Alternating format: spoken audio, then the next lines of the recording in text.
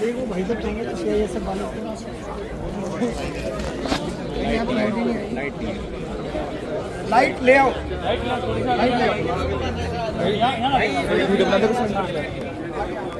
अरे चल रही है ना, चल रही है।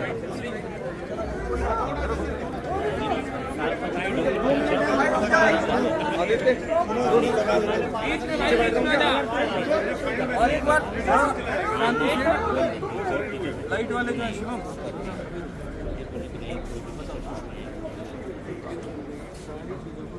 बताओ। हमारी तरफ से अभिनय सर सारी बातें बताएंगे आपको, ठीक है? A to Z कोई भी बना।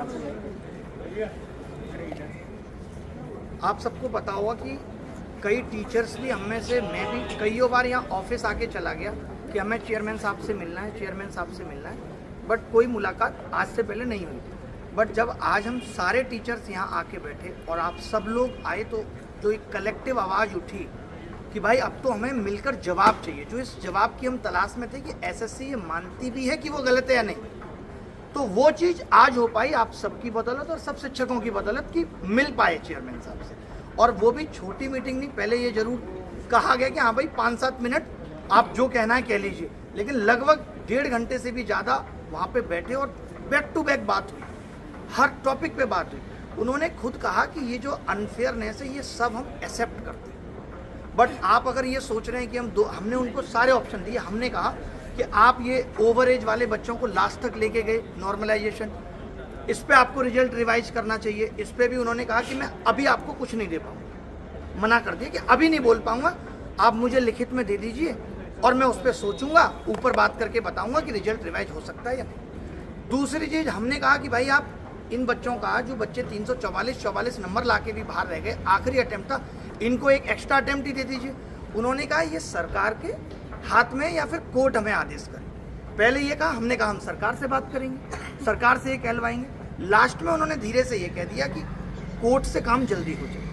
ये उनके सब थे, जो एज इट इज उनसे बात हुई वो मैं आपको बता रहा हूँ। उन्होंने कहा कोर्ट अगर हमें कहता है तो हमें आपत्ति नहीं है, हम इस पर तैयार हो जाएंगे कि बच्चों को एक अटेम्प्ट और मिल जाए, क्योंकि गलत तो हुआ है, वो हर एक बात पे मान रहे हैं। इनफैक्ट आप जिन हम सोच रहे थे कि सवाल गलत आए, अभी तक हम भी यही सोच रहे थे कि चेयरमैन को मतलब नहीं है, ये पैसा कमाने के लिए हो रहा है, तो उनको गलत सवालों में 7-8 तो उन्होंने हमें बता दिए कि 14,3 वाला सवाल सही हो सकता था, बट वो कह रहे थे ये चेयरमैन नहीं सही करता, ये जो आंसर की चेयरमैन नहीं बनाता है। अब ये बन गई और रिजल्ट रिवाइज हो गया, रिजल्ट जारी हो गया, तो अब कुछ नहीं हो सकता है। बट मैं आपको वादा देता हूं कि आज के बाद कोई सवाल गलत नहीं आएगा। ये कम से कम 5 से 7 बार बोला है, और भी लोग गवाह हैं, तुषार है यहाँ पे, भाई जिस बात पे गलत लगे वो बता देना। इन्होंने खूब लड़ा, ये भी थे, इन्होंने खूब कहा, इतना रिक्वेस्ट किया कि भाई हमारा तो भविष्य चला गया, 2023 में आपने चला दिया, 2024 में अब आपने ये कर दिया। फिर बात आई नॉर्मलाइजेशन की, तो उन्होंने कहा कि मैं ये वादा देता हूँ कि आज के बाद मेंस कभी 2 शिफ्ट में नहीं होगा। ये भी बोला कि बात चल रही है इसकी। उन्होंने ये भी कहा कि जो है हमने आगे डाला हुआ है सरकार को कि फॉर्म फीस बढ़ा दें, ताकि ऐसा ना हो कि 36 लाख लोग फॉर्म भरते हैं, हमें व्यवस्था उतनी ज़्यादा करनी पड़ जाती है, और हम जो है कम बच्चे फॉर्म भरें, 36 लाख के बाद पहुँचते 18 लाख हैं, तो हम इस पर भी सोच रहे हैं। ये बात थी नॉर्मलाइजेशन पे। आपका कोई क्वेश्चन है तो आप उस पर भी पूछ सकते हैं बीच में। डिफिकल्टी लेवल पे बता देता हूँ। हाँ, एक हमने कहा कि एक बच्चा MTS की नौकरी ले रहा है, उन्होंने बहुत इत्मीनान से सुना, CHSL की भी ले रहा है और इसकी भी ले रहा है। वो बोले इसमें कर कुछ नहीं सकते, बट इस साल से क्या होगा, पहले CGL होगा, CGL का रिजल्ट आ जाएगा, फिर CHSL, फिर उसका रिजल्ट आएगा, यानी जिसको CGL में नौकरी मिल जाती है वो CGL फिर भरेगा नहीं, CHSL, फिर MTS होगा। और हमें भी इस बात की शर्मिंदगी है, ये सब थे, कि MTS का पेपर CGL के लेवल से ऊपर आ रहा है। हमने कहा 90% कट ऑफ जा रही है, तो उन्होंने कहा डिफिकल्टी लेवल पे भी अब सवाल TCS नहीं बनाएगी, ये खत्म कर दिया। इस पे तो उन्होंने ये नहीं कहा कि करेंगे, इस पे उन्होंने कहा कर दिया है, ये काम हमने कर दिया है कि अब TCS पेपर नहीं बनाएगी, क्योंकि वो जिम्मेदारी नहीं ले रही, इतने गलत सवाल आ रहे हैं। उन्होंने अपने आप से JEE का जिक्र करा, बोले आप अपना छोड़ो, CGL का JEE में देखो कि 100 सवालों में 16 गलत। JEE वाले पे भी उन्होंने ये बात की, हर एक चीज़ पे ये बात हुई। उन्होंने कहा कि ये कमेटी जो रिजल्ट बनाती है, जो डिसाइड करती है कि किसको मार्क्स टू ऑल देना है और किसको नहीं देना है। सर नॉर्मलाइजेशन के अब वेटिंग लिस्ट की बात आई, तो वेटिंग लिस्ट में हमने कहा कि आप जो वेटिंग लिस्ट है वो इस पे दे सकते हो MTS में, तो उन्होंने कहा इस पे हम सोचेंगे, कोशिश कर रहे हैं कि कैसे इस चीज़ को ख़त्म किया जा सके। दूसरा जो मैंने उनको सजेशन दिया, बहुत प्रेशर से कम 20 बार बोला होगा, जिस पे उन्होंने कहा कि मैं इस पे ऊपर बात करके अप्रूवल लेने की कोशिश करता हूँ। वो मैंने ये कहा कि आप मत लाइए वेटिंग लिस्ट, लेकिन आपको पता है इस बार इतने सारे बच्चे बाहर हो गए, तो आप एटलीस्ट ऐसा कर लीजिए कि जो बच्चे लोअर ग्रेड वाले 2400 ग्रेड पे, उनको कोई तो नौकरी मिल जाए। 2400 मिलेगी तो किसी को ऐतराज नहीं होगा, 2400 सबसे नीचे की नौकरी है। तो इस पे उन्होंने कहा कि हम सोचेंगे। सर नॉर्मलाइजेशन नया फॉर्मूला जो हाँ, नॉर्मलाइजेशन पे उन्होंने कहा कि नॉर्मलाइजेशन का फॉर्मूला ठीक तरीके से वेव करे, इसके लिए कमेटी भी बना दी है। मे भी हम परसेंटाइल ले आए जो ये प्री में भी आपको इम्पैक्ट ना करे। ये बात और किसी बात पे बात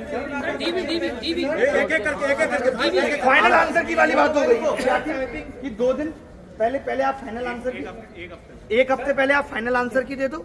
ये आप मत करो कि फाइनल आंसर की के बाद बच्चे को आइडिया हो जाएगा उसको पोस्ट प्रेफरेंस भरना है या नहीं भरना। ये भी बात है। और उनके ही एक बंदे ने बोला कि पहले हम स्टेट प्रेफरेंस भी लिया करते थे, तो उस पर भी चर्चा हुई, लेकिन उस पर कोई ऐसी कंक्लूड बात नहीं, इस पर कोई बात नहीं।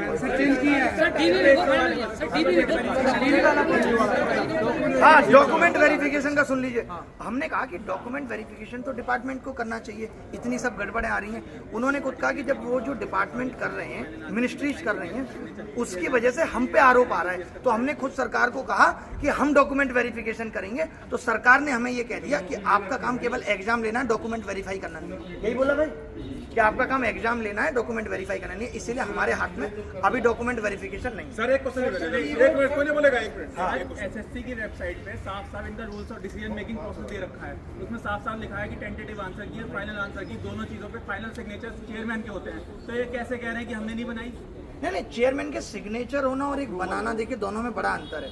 आप बहुत सारी चीजें जब आप एक लेवल पे आके बैठ जाते हो तो आप साइन करते वक्त सारे आंसर वेरीफाई नहीं कर रहे। जिम्मेदारी तो इन्हीं की हो गई ना, फिर जिम्मेदारी हो गई, ये मैं मानता हूँ। तुम तो मान रहे हैं इस बात को, तो अब कह रहे हैं, लेकिन अब तो अब इसका रास्ता, मेरी बात तो सुनो, अगर एसएससी को 2024 में झुकाना है और मजबूर करना है, और वो करना भी चाहिए हमें, क्योंकि हम सारी बातों पे एकदम ट्रस्ट नहीं कर सकते, ताकि रिफॉर्म्स आए भी, तो उस रिफॉर्म्स का आधार 2024 ही है।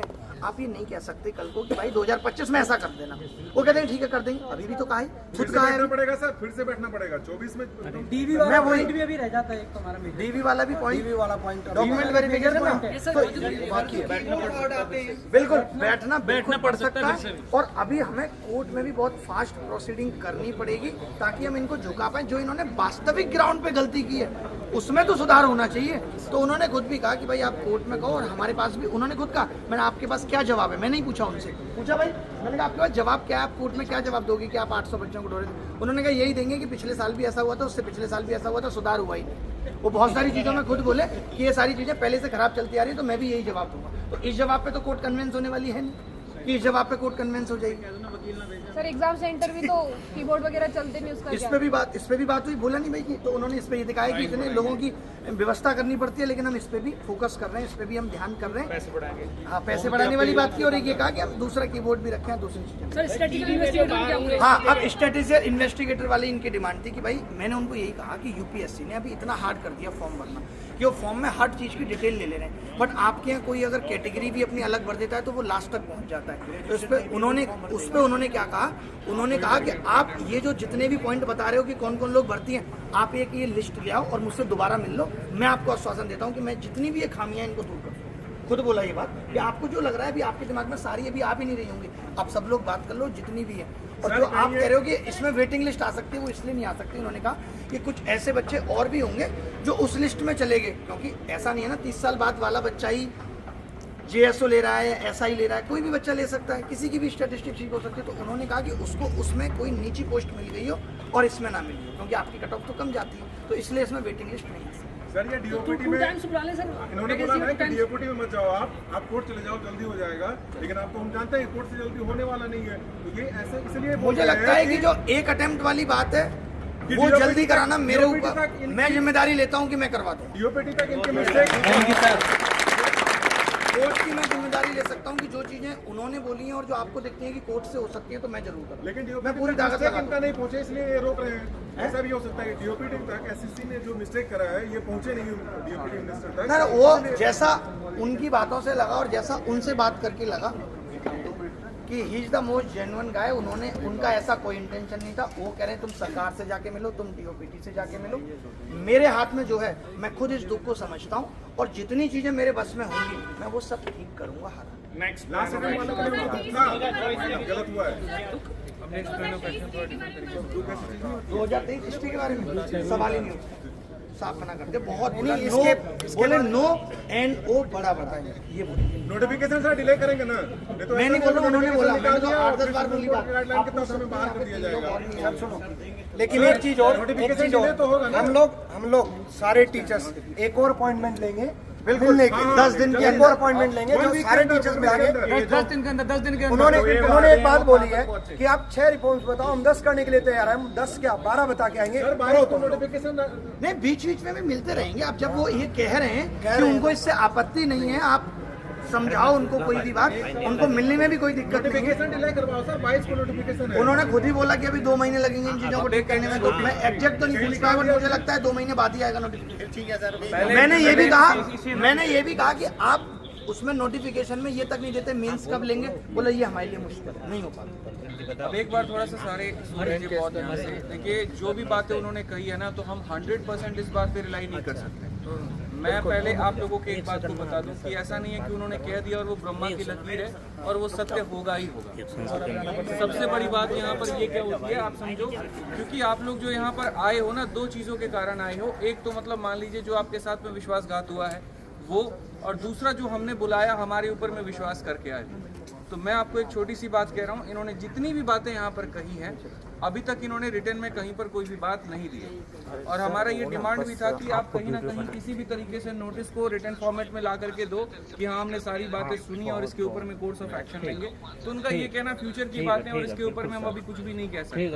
बट मैं आप लोगों को एक बात कहूँ कि भाई मैं खुद इस बात पर बिलीव में नहीं हूँ।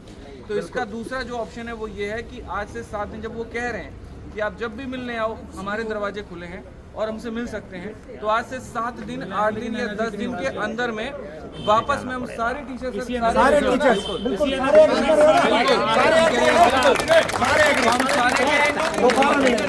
सारे बैठ जाओ अभी। मैं एक चीज कहूंगा, देखिए जिंदगी में बहुत सारी जंग लड़नी पड़ेंगी, भारत को भी आजादी मिलेगी और छोटी छोटी चीजों से खुश होकर हिम्मत भी बढ़ानी पड़ेगी। आज हम मान लेते हैं कि उसकी कोई बात सत्य नहीं है, बट मैं इतनी बात सोच के सेटिस्फाई हूँ कि जब इतने लोग आए तो मजबूर होना पड़ गया मिलने के लिए। सर हम फिर आएंगे ना, अभी 2 बातें। अरे बैठ जाओ अभी रुको। अरे अभी बात पूरी हुई नहीं है।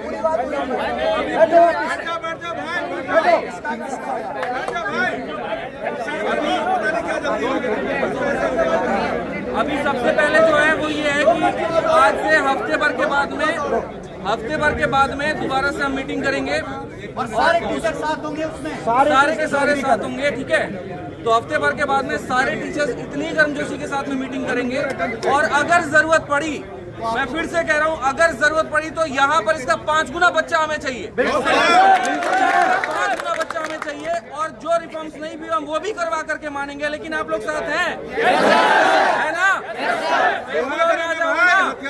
एक बुलाव में आना है आप लोगों को, क्योंकि अगर उन्होंने बोला है रिफॉर्म्स करेंगे, नहीं किए तो दोबारा से इससे प्रोटेस्ट होगा। और बाकी 2024 वालों के लिए ये है, एक बात को समझो बड़े ध्यान से, जो बातें मुझे जहाँ तक समझ में आई है वो ये है कि 24 वाले केस में चेयरमैन साहब आप भी अगर ये सोच के आए थे लेकिन कोर्ट बहुत आज जाएंगे और सब कुछ छीन के ही लाएंगे, तो इट्स नॉट पॉसिबल। धीरे धीरे ही चीजें मिलेंगी।